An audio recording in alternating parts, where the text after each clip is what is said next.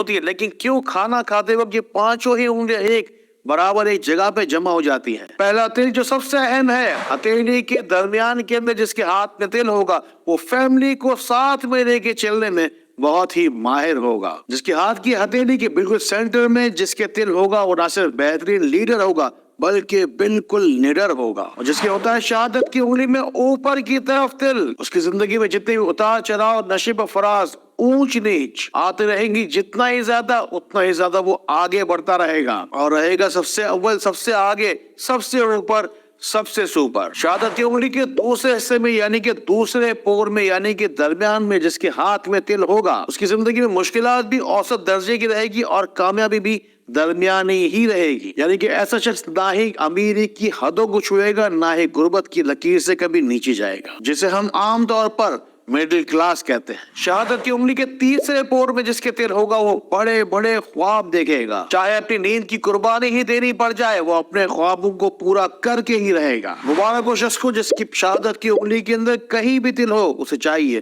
कि आसमान की तरफ सीधी उंगली उठाए 100 मरतबा या अल्लाह हो, या रब हो, या रकीब पढ़े और पढ़े 3 दिन बाद दुरूद शरीफ भी साथ साथ, ताकि आपकी भी बिगड़ी बन जाए बात। इसकी वजह अगर शहादत की उंगली के पीछे अगर तिल होंगे किसी के तो समझ लीजिए कि मामला बिल्कुल इसके बरक्स होंगे। यानी कि जितनी भी कोशिश की जाएगी उतनी ही ज्यादा वो सूदबंद साबित नहीं होती चली जाएगी और जितने भी हाथ पैर मारे जाएंगे लगता है कि इंसान दलदल में धंसता ही चला जा रहा है। जिस किसी शख्स के भी हाथ की हथेली के अंदर नहीं बल्कि पीछे की तरफ तिल हो उन्हें मतलबी लोगों से हमेशा बच कर रहना चाहिए। खास तौर पर उन लोगों से दूर रहे जिनके दिल में भी दिमाग होता है। अगर आपकी जिंदगी से भी खैर बरकतें उठ गई हैं तो सबसे ज्यादा इस वक्त जरूरत है आपको दुआ की। जाइए, रोशनी सेंटर पाकिस्तान में बन रही है दुआई लिस्ट, उनमें जाके अपना नाम शामिल करवाइए। सबसे आसान तरीका यह है कि कमेंट्स में जाइए, अपना मसला मुकम्मल तफसील के साथ हम तक पहुंचाइए। चाहे तो गूगल रिव्यूज में जाइए, 5 स्टार का रिव्यू दीजिए और अपनी बात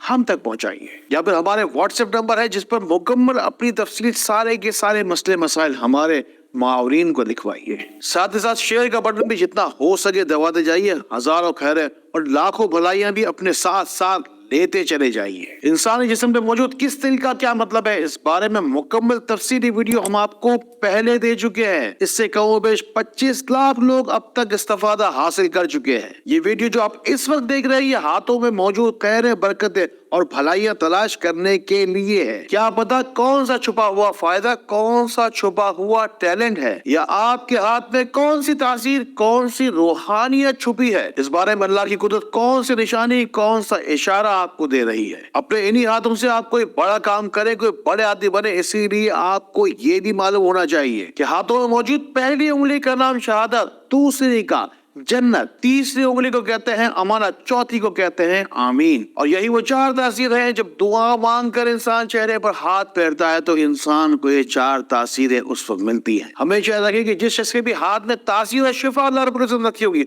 उस हाथ के अंदर कहीं ना कहीं तिल दूसरों से ज्यादा ही हुआ करते होंगे। अगर